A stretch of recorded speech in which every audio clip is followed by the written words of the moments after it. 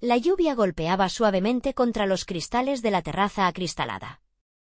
Clara observaba las gotas deslizarse, formando pequeños riachuelos que distorsionaban la vista de la ciudad de Valencia. El café humea en la taza de cerámica que sostenía entre sus manos, la misma que Javier le había regalado en su último cumpleaños. Para la mejor profesora del mundo, le había dicho con esa sonrisa que ella tanto echaba de menos. Hace exactamente un año, 3 meses y 15 días que Javier no estaba. Un accidente en la carretera de vuelta de Gredos. Un camión, la lluvia, un instante de distracción. Eso fue suficiente para que su vida cambiara para siempre. De fondo sonaba Entre dos aguas de Paco de Lucía. La música de guitarra flamenca que tanto le gustaba a él y que ahora ella ponía casi como un ritual. Como si las notas pudieran mantenerlo cerca de alguna manera. Clara desbloqueó su móvil y casi por inercia, abrió la agenda de contactos. La foto de Javier apareció en la pantalla. Esa que se hicieron en la Albufera, con el atardecer de fondo y él abrazándola por detrás. Sus ojos verdes brillaban con ese destello pícaro que siempre tenía cuando la miraba. Javier Corazón Rojo rezaba el nombre del contacto. Clara acarició la pantalla con el pulgar. 1 año ya. Sus compañeras del instituto, su hermana Sofía, incluso su psicóloga, le habían sugerido muchas veces que tal vez era hora de comenzar a soltar algunas cosas. Pequeños gestos simbólicos que le permitieran avanzar. Quizás ya es hora, susurró para sí misma, mientras tomaba otro sorbo de café. Pulsó sobre el contacto y vio las opciones. Editar. Compartir. Eliminar. Nunca había tenido el valor de pulsar esa última. Era como si borrar su número fuera admitir que nunca más podría llamarle. Una absurdez, lo sabía, pero el corazón tiene razones que la razón no entiende. Su dedo tembló sobre la pantalla. Un trueno resonó en la distancia, como si el cielo quisiera acompañar ese momento. La guitarra de Paco de Lucía alcanzaba un crescendo emotivo. Te quise tanto, Javi, murmuró mientras una lágrima resbalaba por su mejilla. Pero necesito seguir adelante. Su dedo se deslizó para pulsar eliminar, pero en ese preciso instante, su mano tembló. En lugar de presionar el botón de eliminar, tocó el icono de llamada. Clara se quedó paralizada al darse cuenta de su error. El tono de llamada resonó en sus oídos mientras contemplaba, horrorizada, cómo su móvil intentaba conectar con un número que ya no debería existir. Un número cuyo propietario llevaba más de 1 año bajo tierra en el cementerio municipal de Valencia. Mierda, masculló, intentando colgar rápidamente. Pero antes de que pudiera hacerlo, la llamada conectó. Se hizo un silencio al otro lado de la línea. Clara contuvo la respiración. Probablemente era el tono automático de la operadora anunciando que el número ya no estaba disponible. ¿Diga? Respondió una voz al otro lado. Una voz masculina. Una voz que conocía demasiado bien. La taza resbaló de sus manos y se estrelló contra el suelo de la terraza, rompiéndose en 1000 pedazos. El café se derramó, formando un pequeño charco oscuro a sus pies. ¿Hola? ¿Hay alguien ahí? Insistió la voz. Clara sintió que el aire abandonaba sus pulmones. No podía ser. Era imposible. Pero esa voz era inconfundible. ¿Ja, Javier? Balbuceó, con un hilo de voz. Un silencio se instaló al otro lado de la línea. Un silencio que duró una eternidad. ¿Quién es? Respondió finalmente la voz, con un tono cauteloso. Clara se llevó una mano temblorosa a la boca. Soy Clara, dijo, sintiendo cómo las lágrimas comenzaban a brotar incontenibles. Clara Sanz. Otro silencio, más tenso aún. ¿Clara? La voz sonaba confundida. Espera, ¿cómo has conseguido este número? Clara no podía articular palabra. La cabeza le daba vueltas. Era su voz. Era Javier. No había duda. Conocía cada matiz, cada inflexión. Había dormido durante 15 años escuchando esa voz susurrarle «te quiero» antes de dormir. Javi, tú estás, no pudo terminar la frase. ¿Nos conocemos? preguntó la voz, ahora claramente desconcertada. Clara se dejó caer en la silla, con las piernas temblando. Javier, soy yo, Clara. Tu mujer. Un silencio sepulcral se instaló al otro lado de la línea. Clara podía escuchar su propia respiración entrecortada. Luego, la voz habló de nuevo. Mire, señora, no sé quién es usted ni cómo ha conseguido mi número, pero esto no tiene gracia. Mi nombre es Javier Montero, sí, pero no estoy casado. Y no conozco a ninguna Clara Sanz. Clara sintió que el mundo giraba a su alrededor. Era él, pero no la reconocía. ¿Estaba soñando? ¿Se había vuelto loca finalmente? Javier, naciste el 12 de marzo de 1980 en Alicante, dijo Clara, desesperada.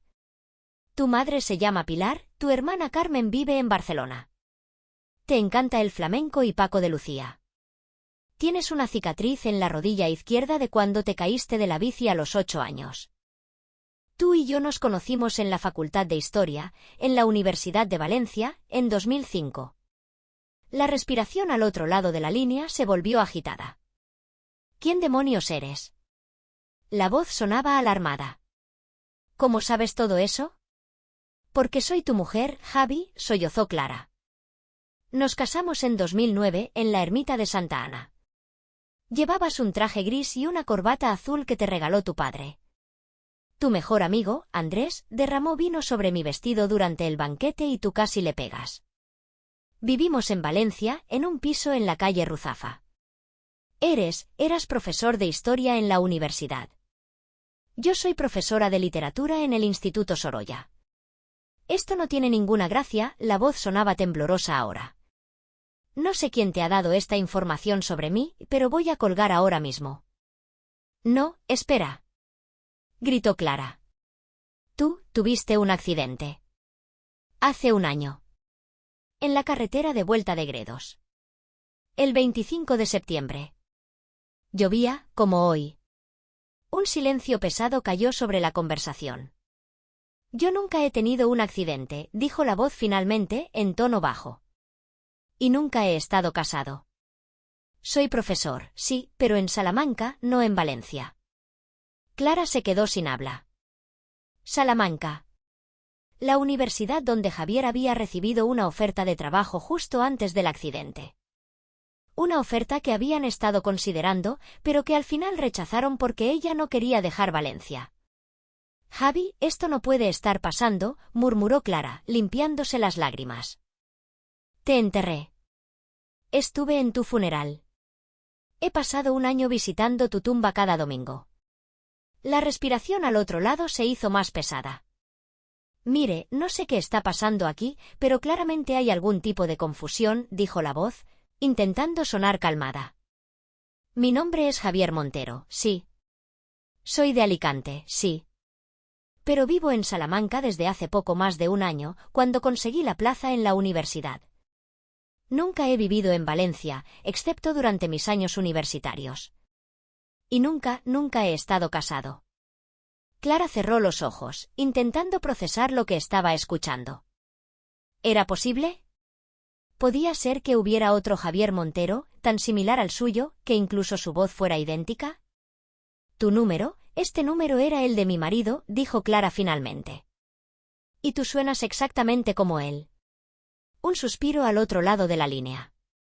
Este número lo tengo desde hace aproximadamente un año, explicó la voz. Me lo dieron cuando cambié de operadora al mudarme a Salamanca. Un año. Justo después del accidente. ¿Puedo preguntarte algo? Dijo Clara, con la voz quebrada. ¿Tienes una foto? ¿Podrías enviármela? Una pausa larga. No creo que sea buena idea seguir con esta conversación, respondió la voz. Lo siento por su pérdida, de verdad, pero yo no soy esa persona. Por favor, suplicó Clara. Necesito saberlo. Necesito estar segura. Otro silencio prolongado. Está bien, cedió finalmente la voz. Le enviaré un mensaje con una foto. Pero después, le pido que no vuelva a llamar a este número. Esto es perturbador. Gracias, susurró Clara. La llamada se cortó. Clara se quedó mirando la pantalla de su móvil, con el corazón latiendo tan fuerte que parecía querer salirse de su pecho. La lluvia seguía cayendo contra los cristales, y Paco de Lucía había dado paso a una sevillana que solía poner Javier mientras cocinaba los domingos. Pasaron 2 minutos eternos antes de que el móvil vibrara en su mano. Un mensaje. Con dedos temblorosos, Clara lo abrió.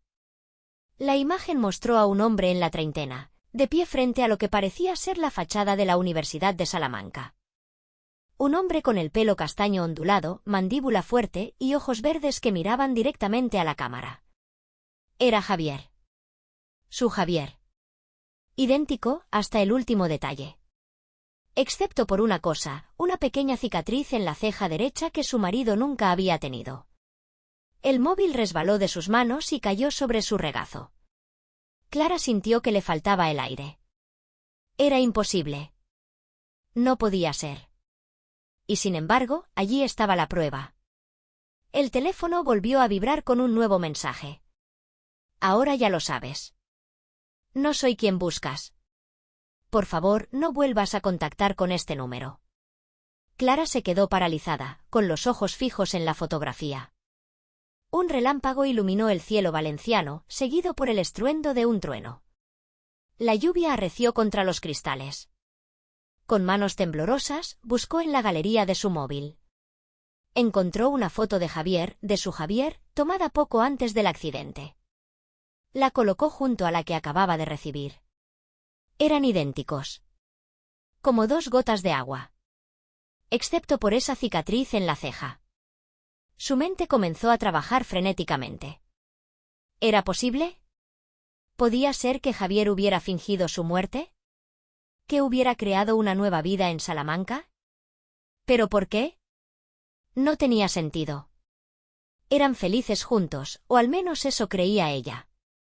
O quizás había algo más. Clara se levantó de golpe, derribando la silla. Corrió hacia el dormitorio y abrió el armario donde guardaba las cosas de Javier que no había podido desechar. Entre varias cajas, encontró una con papeles importantes. La arrastró hasta la cama y comenzó a rebuscar frenéticamente. Certificado de nacimiento. Fotografías de infancia. Documentos de la universidad. Y entonces lo encontró. Un sobre cerrado, dirigido a ella, con la letra de Javier. Un sobre que nunca había visto antes, escondido entre los documentos de la hipoteca. Sus manos temblaban tanto que apenas podía abrirlo. Dentro había una carta fechada 3 días antes del accidente. Asterisco mi querida Clara asterisco. Asterisco si estás leyendo esto, significa que algo ha salido mal. Espero que nunca tengas que encontrar esta carta, pero si lo haces, necesito que sepas la verdad asterisco. Asterisco no soy quien tú crees que soy. No soy quien yo mismo creía ser durante muchos años asterisco. Asterisco hace 6 meses, recibí una llamada de un detective privado. Me dijo que había sido contratado por una mujer en Salamanca que estaba buscando a alguien. A su hijo, que desapareció hace 30 años, cuando apenas tenía 5 años asterisco. Asterisco al principio pensé que era un error. Yo tenía mis recuerdos de infancia, a mis padres, mi vida entera. Pero el detective tenía pruebas. Pruebas de ADN que demostraban que Pilar y Manuel, las personas que durante toda mi vida creí que eran mis padres, no lo son asterisco. Asterisco resulta que fui secuestrado cuando era pequeño. Mi verdadero nombre es Alejandro Soler. Tengo una madre biológica que lleva 30 años buscándome. Y lo más increíble, tengo un hermano gemelo, del que fui separado cuando ocurrió el secuestro asterisco.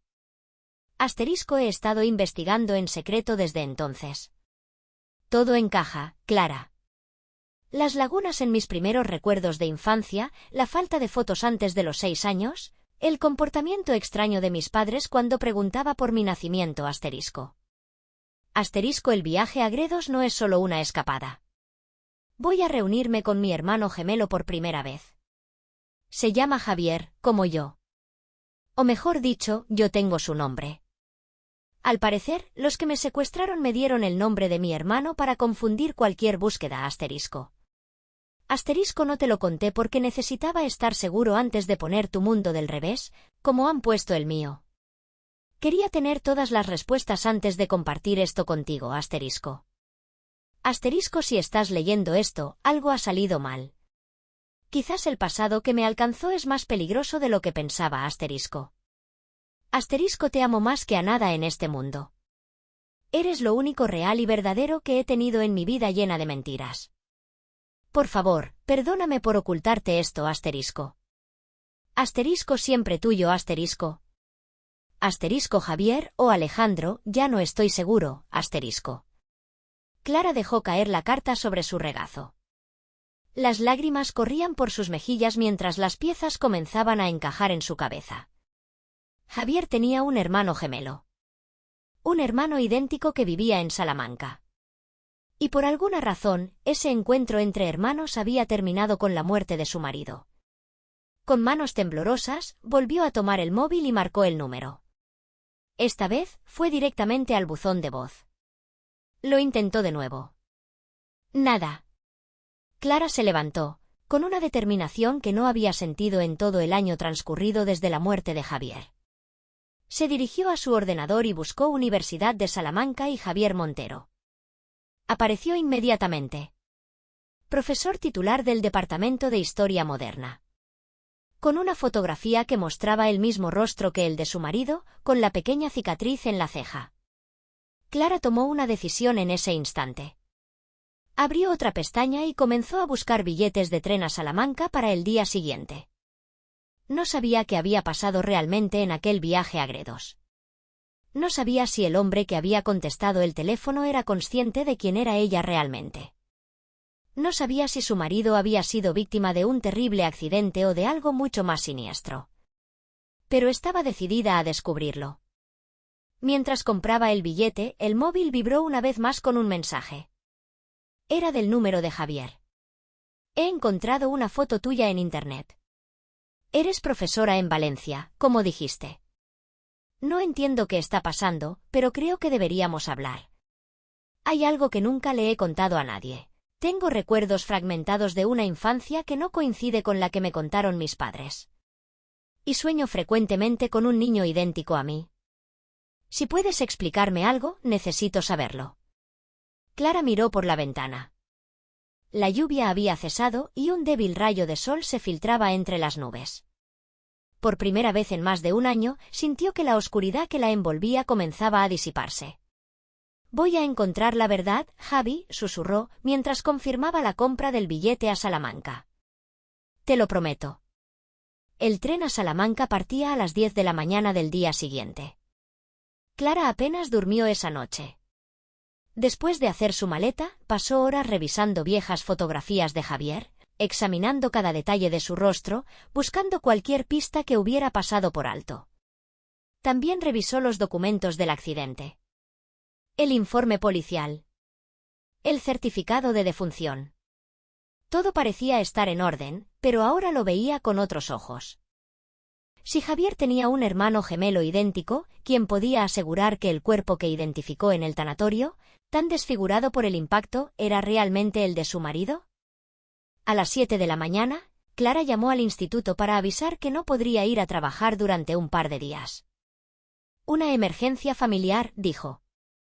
No era exactamente una mentira. En el camino a la estación, intentó llamar de nuevo al número de Javier, pero seguía sin respuesta. Envió un mensaje sencillo. Estaré en Salamanca esta tarde. Necesitamos hablar. Es importante para ambos. Mientras el tren avanzaba a través de los paisajes de Castilla-La Mancha, Clara repasaba mentalmente lo que sabía hasta ahora. Javier, su marido, había descubierto que fue secuestrado de niño. Tenía un hermano gemelo. Había ido a Gredos para encontrarse con él. Y luego, el accidente. ¿Coincidencia? No podía creerlo. Y ahora, un año después, había hablado con alguien idéntico a su marido, con su misma voz, que vivía en Salamanca y tenía el mismo nombre. ¿Era posible que el hermano gemelo de Javier hubiera tomado su identidad? ¿O acaso su marido había fingido su muerte por alguna razón que no podía imaginar? A media tarde, el tren entró en la estación de Salamanca. Clara bajó con su pequeña maleta y respiró profundamente. La ciudad dorada se extendía ante ella, con su imponente catedral y su histórica universidad. En otras circunstancias, habría apreciado la belleza del lugar, pero ahora solo tenía un objetivo. Consultó su móvil. Había enviado su hora de llegada a aquel número, pero no había recibido respuesta. Decidió ir directamente a la universidad. El Departamento de Historia Moderna se encontraba en un edificio antiguo cerca de la Plaza Mayor. Clara entró con paso decidido, intentando controlar los nervios. En la secretaría, preguntó por el profesor Javier Montero. El profesor Montero no tiene clases hoy, le informó la secretaria, una mujer de mediana edad con gafas de montura fina. ¿Tiene cita con él? No exactamente, respondió Clara. Soy una vieja amiga de Valencia. Estoy en la ciudad y quería saludarlo. La secretaria la miró con cierta sospecha. Puedo darle su correo para que concierte una cita, ofreció. Ya tengo su contacto, gracias, respondió Clara. ¿Sabe si suele estar en algún sitio concreto cuando no da clases? La mujer dudó un momento. Bueno, muchos profesores trabajan en la biblioteca central, dijo finalmente. O en la cafetería del campus. Clara agradeció la información y salió del departamento. Decidió probar primero en la biblioteca. El edificio era impresionante, con estanterías que llegaban hasta el techo y mesas de madera antigua donde estudiantes y profesores trabajaban. En silencio. Clara recorrió las salas lentamente, buscando aquel rostro tan familiar. Y entonces lo vio. Estaba sentado en una mesa del fondo, concentrado en un libro antiguo. Llevaba gafas de lectura que su Javier nunca había necesitado. Por lo demás, era idéntico. El mismo pelo castaño ondulado. La misma mandíbula fuerte. Y esa pequeña cicatriz en la ceja derecha que lo diferenciaba de su marido. Clara se quedó paralizada, observándolo desde la distancia. Verlo en persona era muy distinto a ver una fotografía. Los mismos gestos al pasar las páginas. La misma forma de fruncir ligeramente el ceño cuando algo le interesaba. Por un momento, todas sus teorías se desmoronaron. No era posible que hubiera dos personas tan idénticas a menos que fueran gemelos. Con el corazón latiendo desbocado, se acercó a su mesa. ¿Javier Montero?, preguntó en voz baja. El hombre levantó la vista del libro. Sus ojos, exactamente como los de su marido, se abrieron con sorpresa al verla. Tú, comenzó, pero se detuvo. Miró alrededor, como asegurándose de que nadie les prestaba atención. Eres Clara, ¿verdad? Clara asintió, incapaz de hablar. Siéntate, por favor, dijo él, señalando la silla frente a él. Aunque no creo que este sea el mejor lugar para la conversación que necesitamos tener. ¿Sabes quién soy?, preguntó Clara cuando finalmente encontró su voz. Busqué tu nombre en Internet después de tu llamada, explicó él. Vi tus fotografías en la web del instituto donde trabajas. Y luego, hizo una pausa, como si dudara en continuar, busqué a tu marido. Encontré su obituario en el periódico local de Valencia. Clara sentía como si el mundo se moviera a cámara lenta.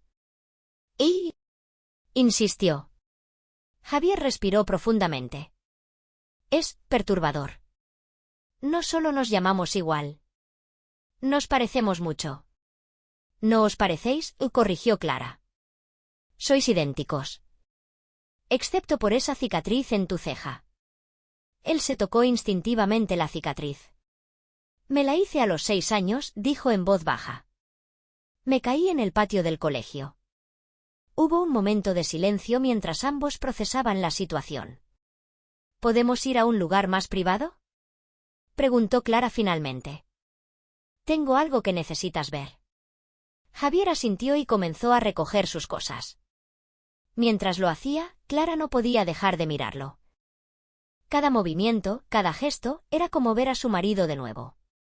Salieron de la biblioteca y caminaron en silencio hasta una pequeña cafetería cercana al campus. Se sentaron en una mesa apartada, lejos de otros estudiantes y profesores. ¿Qué es lo que necesito ver?, preguntó Javier después de que le sirvieran 2 cafés. Clara sacó de su bolso una fotocopia de la carta de Javier y se la entregó. Lo observó mientras leía, viendo cómo su expresión pasaba de la curiosidad al asombro, y luego a algo cercano al miedo. Esto es una locura, dijo cuando terminó de leer, con las manos temblorosas. ¿De verdad crees que yo podría ser su hermano gemelo?, completó Clara. Sí, lo creo. La carta explica que iba a reunirse contigo en Gredos. Y después ocurrió el accidente. Yo nunca me reuní con nadie en Gredos, dijo Javier, pasándose una mano por el pelo, exactamente como solía hacer su marido cuando estaba nervioso. Nunca he ido a Gredos. ¿Recuerdas algo de tu infancia?, preguntó Clara. ¿Antes de los 5 años? Javier pareció sorprendido por la pregunta. Es curioso que lo preguntes, respondió después de un momento. Siempre he tenido problemas para recordar mi primera infancia. Los médicos me dijeron que sufrí un trauma cuando era pequeño. Un accidente. Mis padres nunca quisieron hablar mucho de ello. ¿Tus padres? Fallecieron hace años, explicó Javier. Mi madre murió de cáncer cuando yo tenía 15 años. Mi padre de un infarto, hace unos 5 años. Clara asintió lentamente. Si los supuestos padres de este Javier ya no estaban, sería más difícil obtener respuestas. ¿Nunca te has preguntado sobre tu pasado?, insistió Clara. ¿Sobre esas lagunas en tu memoria? Javier la miró fijamente. Todo el tiempo, admitió. ¿Y hay algo más?, dudó un momento.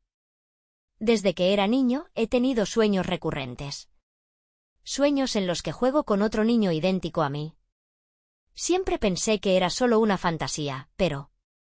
La carta dice que tu verdadero nombre podría ser Javier Soler, dijo Clara. Y que mi marido, al que siempre conocí como Javier Montero, en realidad se llamaba Alejandro Soler. Que fuisteis separados durante un secuestro hace 30 años. Esto es demasiado, murmuró Javier, visiblemente afectado. No puede ser coincidencia. Pero si todo esto es cierto, ¿qué pasó realmente con tu marido? ¿Por qué murió en ese viaje a Gredos? Clara sintió un escalofrío. Esa es la pregunta que me ha estado atormentando desde que recibí tu llamada, confesó. La versión oficial es que fue un accidente. Perdió el control del coche en una curva debido a la lluvia. Pero ahora, no sé qué pensar. Javier se quedó en silencio un momento, pensativo. ¿Mencionaba la carta algo sobre una mujer en Salamanca?, preguntó de repente. ¿La supuesta madre biológica que nos estaba buscando? Clara negó con la cabeza. Solo dice que un detective privado se puso en contacto con él, contratado por una mujer en Salamanca que buscaba a su hijo desaparecido hacía 30 años. Javier sacó su móvil y buscó algo rápidamente. Mira esto, dijo, mostrándole la pantalla a Clara. Era una noticia de un periódico local de hacía poco más de un año. El titular decía, fallece Elena Soler, que dedicó su vida a buscar a sus hijos gemelos secuestrados hace 30 años. Clara leyó rápidamente la noticia. Elena Soler había sido una prominente abogada de Salamanca cuya vida cambió drásticamente cuando sus hijos, gemelos de 5 años, Javier y Alejandro, fueron secuestrados durante unas vacaciones en la costa mediterránea en 1986.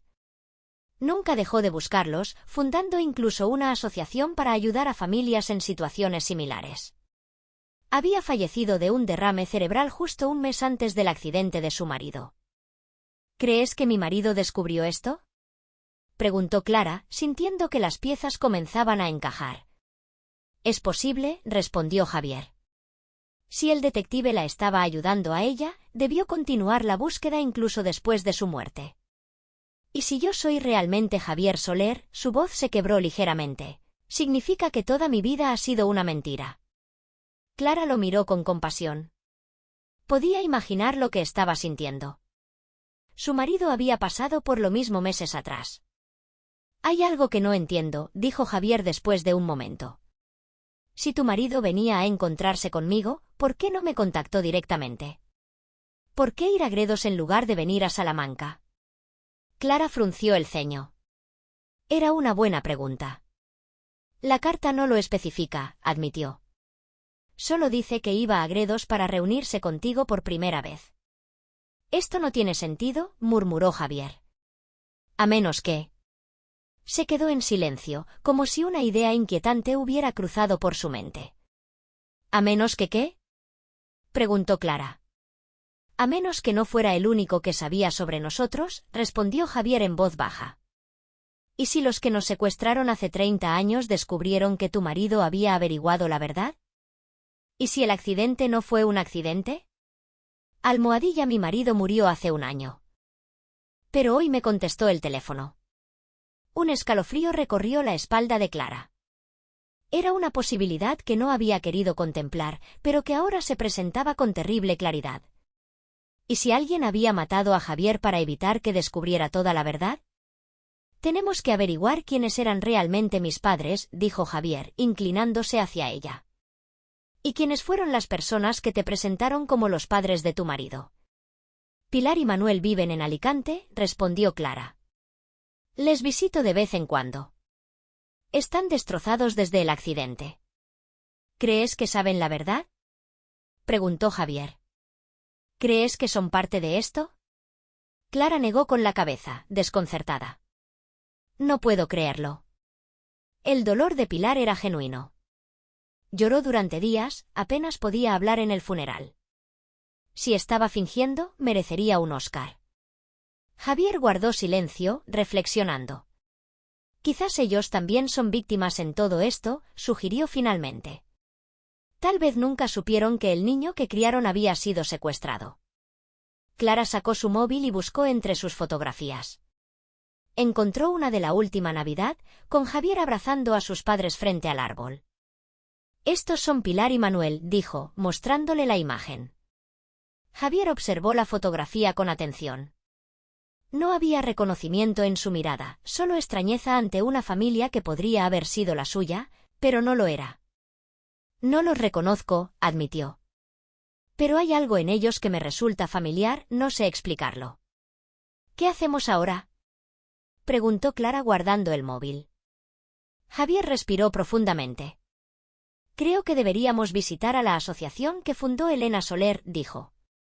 Debe haber registros, información sobre la investigación que llevó a cabo durante tantos años. Clara asintió. También deberíamos conseguir el nombre del detective privado que contactó con Javier, añadió.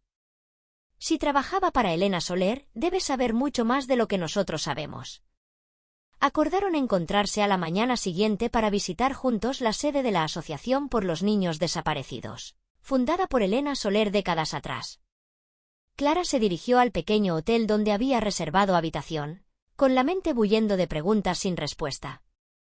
Esa noche apenas durmió.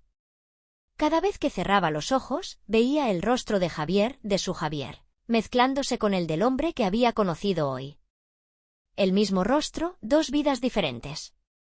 Y en algún punto entre ambas, una verdad oscura que había costado al menos una vida.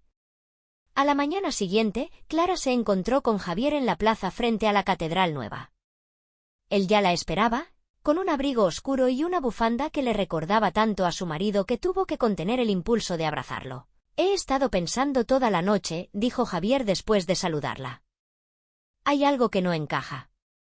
Si tu marido descubrió que fue secuestrado de niño, ¿por qué no acudió a la policía? Es lo lógico, lo que cualquiera habría hecho. Clara había reflexionado sobre lo mismo. En la carta mencionaba que quería tener todas las respuestas antes de contármelo, respondió. Quizás también quería estar seguro antes de dar un paso tan grande como acudir a las autoridades. Caminaron juntos hasta un edificio modesto en una calle cercana a la Plaza Mayor. Un pequeño cartel rezaba, Asociación por los Niños Desaparecidos, Fundación Elena Soler. El lugar parecía tranquilo, casi desierto. Una mujer de unos 50 años los recibió en la recepción. Tenía el pelo canoso recogido en un moño y unas gafas de montura fina que acentuaban su mirada amable pero cansada. Buenos días, ¿en qué puedo ayudarles?, preguntó con una sonrisa profesional. Javier miró a Clara, como buscando su aprobación antes de hablar. Ella asintió ligeramente. Mi nombre es Javier Montero, comenzó él. Y estamos investigando un caso relacionado con Elena Soler. Con sus hijos desaparecidos, más concretamente. La mujer lo miró con curiosidad. Soy Mercedes García, la directora actual de la asociación, se presentó. Trabajé con Elena durante más de 20 años. ¿Puedo preguntar por qué están interesados en ese caso concreto? Clara dio un paso adelante. Creemos que mi marido, que falleció hace un año, podría haber sido uno de los hijos de Elena, explicó. Y que Javier podría ser el otro. Mercedes palideció visiblemente. Sus ojos se movieron rápidamente entre Clara y Javier, deteniéndose finalmente en el rostro de este último. Dios mío, murmuró. ¿El parecido es? Por favor, pasen a mi despacho. Los condujo a una pequeña oficina decorada con fotografías de niños y familias. En un lugar prominente había una fotografía de Elena Soler, una mujer elegante de cabello oscuro y mirada intensa. Elena dedicó su vida a buscar a sus hijos, explicó Mercedes mientras les ofrecía asiento. Y a ayudar a otras familias en situaciones similares. Cuando murió el año pasado, nos dejó instrucciones muy específicas sobre cómo continuar con los casos abiertos, especialmente el de sus propios hijos. ¿Qué tipo de instrucciones? Preguntó Javier, inclinándose hacia adelante. Mercedes abrió un cajón y sacó una carpeta gruesa. Toda la documentación sobre la desaparición de Javier y Alejandro Soler, dijo, colocándola sobre la mesa. Elena contrató a varios detectives a lo largo de los años. El último fue Rafael Mendoza, uno de los mejores de España. Siguió trabajando en el caso incluso después de la muerte de Elena. ¿Es posible contactar con él? Preguntó Clara. Mercedes asintió. Por supuesto. De hecho, debería estar aquí en cualquier momento. Le pedí que viniera en cuanto me llamaron para decir que vendrían ustedes. Clara y Javier intercambiaron una mirada de confusión. Pero, no avisamos a nadie de nuestra visita, dijo Clara. Mercedes pareció igualmente confundida. Esta mañana recibí una llamada. Un hombre que dijo ser amigo suyo me avisó de que vendrían a preguntar por el caso Soler. Un escalofrío recorrió la espalda de Clara. Alguien los estaba vigilando. En ese momento, la puerta del despacho se abrió. Un hombre de unos 60 años, alto y con el pelo entrecano, entró con paso decidido. Vestía un traje oscuro y llevaba un maletín de cuero. Buenos días, saludó con voz grave. Soy Rafael Mendoza. Clara lo observó con atención. Este hombre podría ser el mismo que contactó con Javier hace un año, el que desencadenó toda esta historia. Señor Mendoza, dijo Mercedes. Estos son Clara Sanz y Javier Montero. Están interesados en el caso de los hermanos Soler. Rafael los miró fijamente, deteniéndose especialmente en Javier. Sus ojos se abrieron con sorpresa. Extraordinario, murmuró. Es idéntico. ¿Idéntico a quién? Preguntó Javier, aunque ya conocía la respuesta. Rafael se sentó lentamente, como si necesitara procesar lo que estaba viendo. A Alejandro, respondió. O al menos, al hombre que yo conocí como Alejandro Soler y que usted conoció como Javier Montero, añadió, mirando a Clara. ¿Usted fue el detective que contactó con mi marido? Preguntó Clara, sintiendo que finalmente estaban acercándose a la verdad. Rafael asintió. Hace algo más de un año, confirmó. Siguiendo instrucciones de Elena Soler, estaba rastreando a sus hijos desaparecidos. Teníamos algunas pistas sobre familias que habían adoptado repentinamente a niños de 5 años en 1986, sin el papeleo adecuado. Los Montero, en Alicante, eran una de ellas. Pero los Montero siempre dijeron que Javier era su hijo biológico, objetó Clara. Así es, confirmó Rafael. Pilar Montero incluso mostró fotografías de su embarazo. Pero algo no encajaba. No había registros del nacimiento en el hospital que mencionaban. Y el parecido del señor Montero con una fotografía manipulada por ordenador para mostrar cómo serían los gemelos Soler de adultos era demasiado asombroso. ¿Y cómo dio conmigo? Preguntó Javier, visiblemente afectado. Rafael abrió su maletín y sacó otra carpeta. Los Torres, de Salamanca, dijo, mostrando una fotografía antigua de una pareja mayor. Adoptaron a un niño de 5 años en 1986. Un niño que, según sus vecinos, apareció de repente un día, presentado como un sobrino que habían acogido tras la muerte de sus padres en un accidente. Pero no había registro de tal accidente, ni de tales padres. Javier palideció. Los Torres eran los padres que él siempre había conocido. Entonces es cierto, murmuró. Toda mi vida ha sido una mentira. No toda su vida, señor, corrigió Rafael con sorprendente amabilidad. Sus primeros 5 años fueron reales. Usted era Javier Soler, hijo de Elena y Ramón Soler, hermano gemelo de Alejandro. Todo lo que vino después, esa fue la mentira. Clara intentaba procesar toda esta información. ¿Qué pasó realmente en Gredos?, preguntó, con la voz quebrada. ¿Por qué murió mi marido? Rafael intercambió una mirada con Mercedes, como si dudara sobre cuánto revelar. Su marido me contactó después de que yo le explicara mis sospechas, explicó finalmente. Al principio no me creyó, pero hicimos pruebas de ADN en secreto. Cuando los resultados confirmaron que no era hijo biológico de los Montero, comenzó su propia investigación. Descubrió que su hermano gemelo podría estar vivo y que posiblemente vivía en Salamanca. ¿Y el viaje a Gredos?, insistió Clara. Su marido recibió un mensaje, continuó Rafael. Alguien que decía saber toda la verdad sobre su secuestro accedió a reunirse con él en una cabaña aislada cerca de Gredos. Le advirtió que no acudiera a la policía ni me informara a mí. ¿Quién era?, preguntó Javier. No lo sé, admitió Rafael. Me enteré de esto después, cuando investigué el accidente. No me cuadraba. Un conductor experimentado, en una carretera que, aunque sinuosa, no era especialmente peligrosa.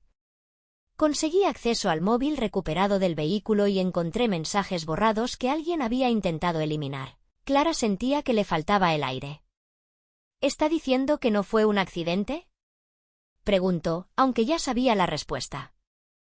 Estoy casi seguro de que fue asesinado, confirmó Rafael con gravedad. Alguien no quería que la verdad sobre el secuestro saliera a la luz. Alguien que podría estar implicado directamente. ¿Los Torres? ¿Los Montero?, preguntó Javier, intentando asimilar que las personas que lo habían criado pudieran ser capaces de algo así. No lo creo, respondió Rafael. Mis investigaciones sugieren que tanto los Torres como los Montero adquirieron a los niños a través de un intermediario. Es posible que nunca supieran que los gemelos habían sido secuestrados. Probablemente les dijeron que eran huérfanos disponibles para adopción ilegal. Entonces, ¿quién?, preguntó Clara. El detective respiró profundamente. Elena Soler era fiscal antes de dedicarse a la búsqueda de sus hijos, explicó. Estaba investigando una red de tráfico de niños cuando ocurrió el secuestro. Siempre creyó que fue una venganza, una forma de silenciarla. ¿Sabe quién podría estar detrás?, preguntó Javier. Tengo mis sospechas, admitió Rafael. Y creo que esa persona sigue activa y es peligrosa. Por eso debemos ser extremadamente cautelosos. Clara sintió un súbito temor. ¿Y quién llamó esta mañana para decir que vendríamos?, preguntó, recordando la extraña coincidencia. Mercedes y Rafael intercambiaron una mirada preocupada. Eso es lo que me inquieta, admitió Rafael. Alguien está vigilando. Alguien sabe lo que estamos haciendo. En ese momento, el móvil de Clara vibró. Era un mensaje de un número desconocido. Abandonad la investigación. Por vuestro propio bien. Algunos secretos deben permanecer enterrados. Mostró el mensaje a los demás. Rafael lo leyó con expresión grave. No es la primera amenaza que recibo relacionada con este caso, confesó. Pero ahora que estamos tan cerca de la verdad, no podemos detenernos. ¿Cerca?, preguntó Javier. ¿Qué sabe que no nos ha contado? Rafael extrajo una fotografía de su maletín. Mostraba a un hombre de unos 60 años, con el cabello completamente blanco y aspecto distinguido. Vicente Orellana, dijo. Ex juez, ahora retirado. En los años 80 estuvo involucrado en varios casos de adopciones irregulares. Elena Soler estaba investigándolo cuando sus hijos desaparecieron. Y curiosamente, tiene una casa en la Sierra de Gredos, no lejos de donde su marido tuvo el accidente. Clara sintió que una pieza fundamental del rompecabezas encajaba por fin. ¿Cree que él mató a Javier?, preguntó. No personalmente, respondió Rafael. Pero podría haber ordenado su muerte para protegerse. Si su participación en una red de secuestro y tráfico de niños saliera a la luz, incluso después de tantos años. ¿Dónde está ahora?, preguntó Javier, con un tono que Clara no le había escuchado antes. Un tono de determinación y rabia contenida. Vive en Madrid, en un ático de lujo en el barrio de Salamanca, respondió Rafael. Pero es extremadamente cauteloso y está bien protegido. Clara tomó una decisión en ese momento.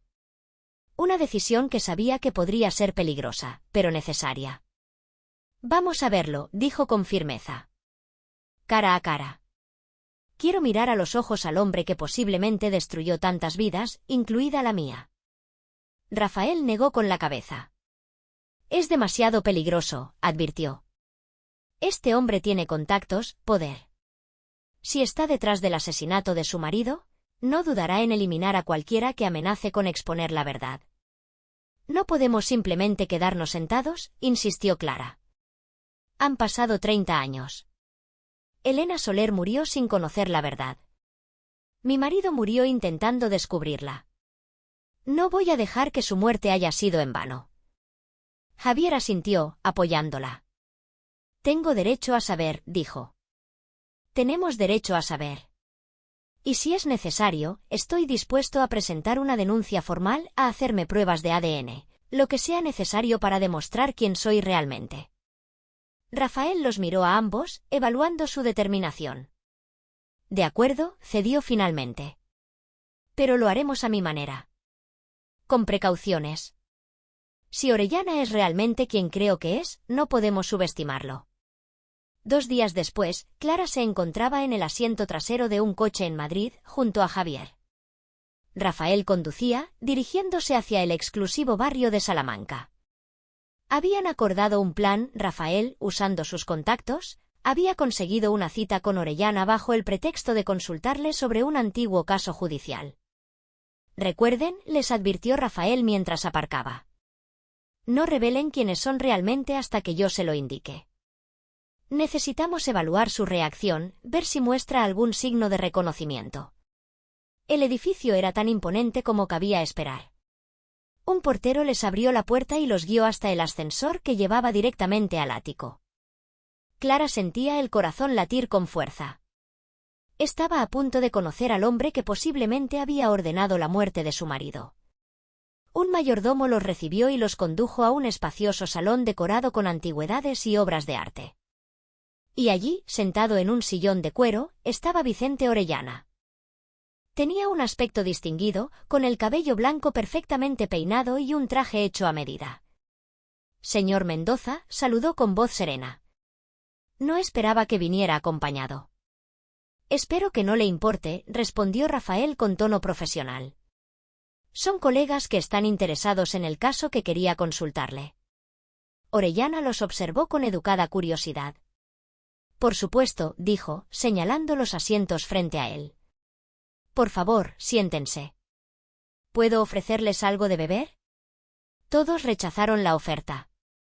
Clara no podía apartar la mirada de aquel hombre. Intentaba ver en él al monstruo capaz de separar a 2 niños de su familia, de ordenar un asesinato para proteger sus secretos. Pero solo veía a un anciano elegante y educado. Rafael comenzó a hablar sobre un supuesto caso de adopciones irregulares que estaba investigando, observando cuidadosamente las reacciones de Orellana.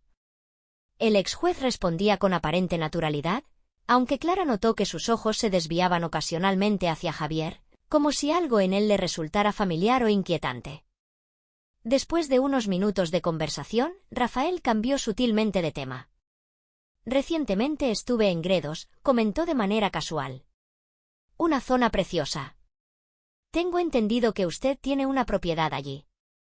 Un destello casi imperceptible cruzó la mirada de Orellana. Así es, confirmó. Una pequeña casa familiar. Hace tiempo que no la visito, sin embargo. ¿No estuvo allí hace aproximadamente un año? Preguntó Rafael, manteniendo un tono conversacional. Septiembre del año pasado, creo recordar. Orellana se tensó ligeramente. No recuerdo con exactitud, respondió. Tengo varias propiedades y viajo con frecuencia. ¿Por qué lo pregunta? Simple curiosidad, dijo Rafael. Es que justo en esa zona se produjo un accidente mortal. Un hombre que iba a reunirse con alguien cerca de su propiedad.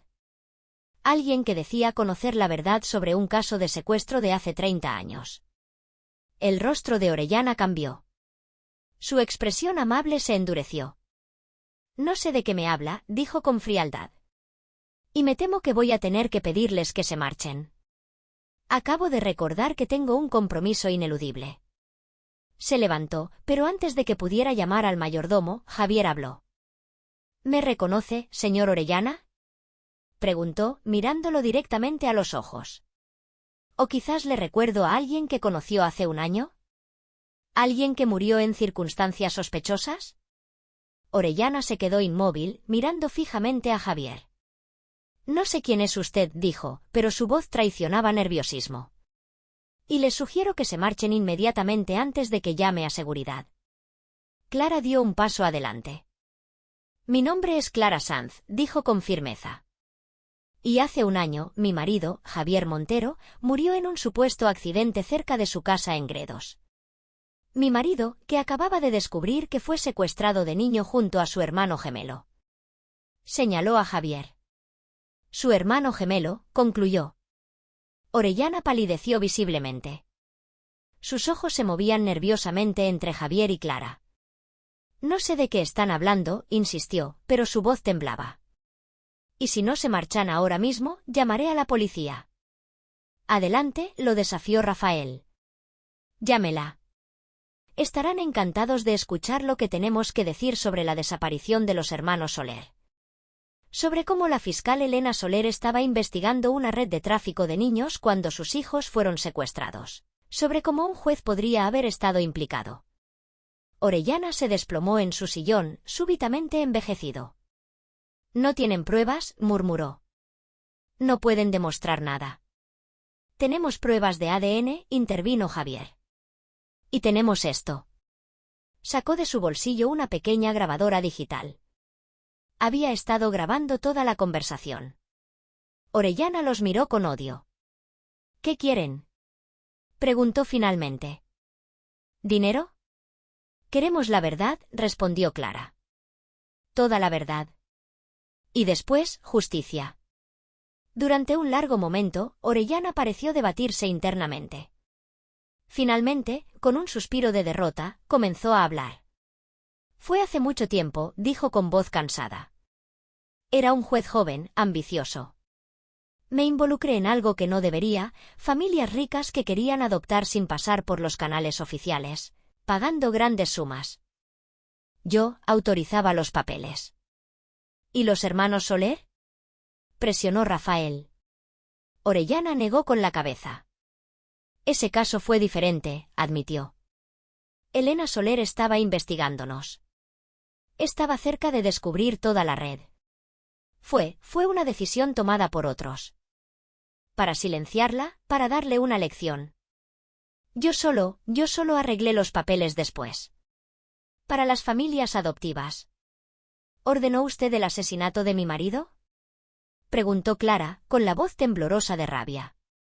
Orellana la miró directamente por primera vez. No directamente, respondió.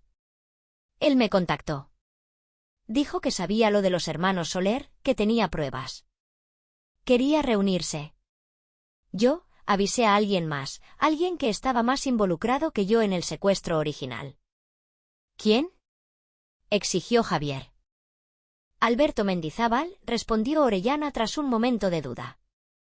Era policía en aquella época. Ahora está retirado. Él fue quien se encargó de todo. Rafael asintió lentamente. Parecía que ese nombre le resultaba familiar. ¿Y qué pasó en Gredos?, preguntó Clara. No lo sé con certeza, respondió Orellana.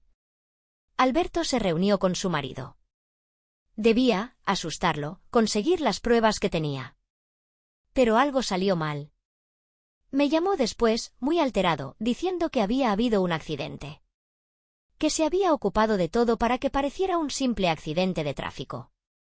Clara sintió que las lágrimas corrían por sus mejillas. Finalmente conocía la verdad sobre la muerte de Javier. ¿Dónde podemos encontrar a Mendizábal?, preguntó Rafael. No lo sé, respondió Orellana. Después de lo de Gredos, desapareció. Mencionó algo sobre irse al extranjero. No he vuelto a saber de él. ¿Vas a contarle todo esto a la policía?, dijo Javier, con un tono que no admitía réplica. Todo. Sobre el secuestro, sobre la red de tráfico de niños, sobre el asesinato de mi hermano. Orellana asintió derrotado. Lo haré, murmuró. Ya no importa. Estoy viejo, enfermo. No me queda mucho tiempo. 3 meses después, Clara contemplaba el mar desde la playa de la Malvarrosa en Valencia. Había sido un tiempo de emociones intensas, de revelaciones dolorosas, pero también de cierta paz. Vicente Orellana había cumplido su palabra. Había confesado todo ante la policía. La historia había ocupado portadas de periódicos y noticieros. Un antiguo juez implicado en una red de tráfico de niños, el secuestro de los hermanos Soler, el asesinato para encubrir la verdad. Alberto Mendizábal seguía en paradero desconocido, pero había una orden internacional de búsqueda y captura contra él. Las pruebas de ADN habían confirmado oficialmente la identidad de Javier. Era, sin duda, el hijo biológico de Elena y Ramón Soler, el hermano gemelo de Alejandro, el hombre que Clara había conocido como Javier Montero. Pilar y Manuel Montero habían sido interrogados exhaustivamente. Como sospechaba Rafael, desconocían el origen criminal del niño que habían adoptado. Habían pagado una suma considerable a un intermediario, creyendo la historia de que era un huérfano sin familia conocida. Clara había mantenido el contacto con ellos. A pesar de todo, seguían siendo los padres que habían criado al hombre que ella amó. Una figura se acercó por la playa. Javier, todavía extraño verlo y no lanzarse a abrazarlo creyendo que era su marido. Se sentó junto a ella en la arena. ¿Cómo estás?, preguntó con suavidad. Mejor, respondió Clara sinceramente. Saber la verdad duele, pero también libera. Javier asintió. En estos meses habían desarrollado una extraña pero fuerte amistad. Compartían un vínculo único, él había perdido a un hermano que nunca llegó a conocer, ella había perdido al hombre que amaba. Y en cierto modo, ambos encontraban consuelo en la presencia del otro. He estado pensando, dijo Javier después de un momento, en quedarme en Valencia una temporada. La universidad me ha ofrecido dar un curso el próximo semestre. Clara lo miró. Ya no era doloroso ver ese rostro tan familiar y a la vez diferente. Era reconfortante, como mantener viva una parte de su Javier. Me alegro, dijo sinceramente. Valencia es una ciudad que acoge bien a quienes buscan comenzar de nuevo. Ambos miraron hacia el mar, donde el sol comenzaba a ponerse, tiñendo las aguas de dorado y naranja. No somos quienes creíamos ser, reflexionó Javier. Ni tú eres solo la viuda de Alejandro, ni yo soy solo el hermano que nunca conoció. Somos más que nuestras pérdidas. Clara asintió, sintiendo una extraña paz interior. Una vez, Javier me dijo algo parecido, recordó. Que somos mucho más que nuestras circunstancias. Que lo importante es lo que decidimos hacer con ellas. Por primera vez en mucho tiempo, Clara sintió que podía mirar hacia adelante, no solo hacia atrás. La verdad, por dolorosa que fuera, le había dado algo que había perdido, la posibilidad de un futuro. Gracias, dijo, tomando por un momento la mano de Javier. Por ayudarme a encontrar la verdad. Él apretó suavemente su mano antes de soltarla. Gracias a ti por ayudarme a encontrarme a mí mismo, respondió. Mientras el sol se ocultaba en el horizonte, Clara pensó en todo lo que había descubierto en estos meses. en cómo un error al pulsar un botón en su móvil había desencadenado una búsqueda que había cambiado tantas vidas. En cómo, a veces, los finales son también principios. Sacó su móvil y miró la hora. Pronto sería el momento de volver a casa. A su apartamento en la calle Ruzafa, donde los recuerdos de Javier ya no eran solo fuente de dolor, sino también de fuerza. La playlist que sonaba en sus auriculares cambió a Entre dos aguas de Paco de Lucía. Clara sonrió. Algunas cosas nunca cambiarían y estaba bien así.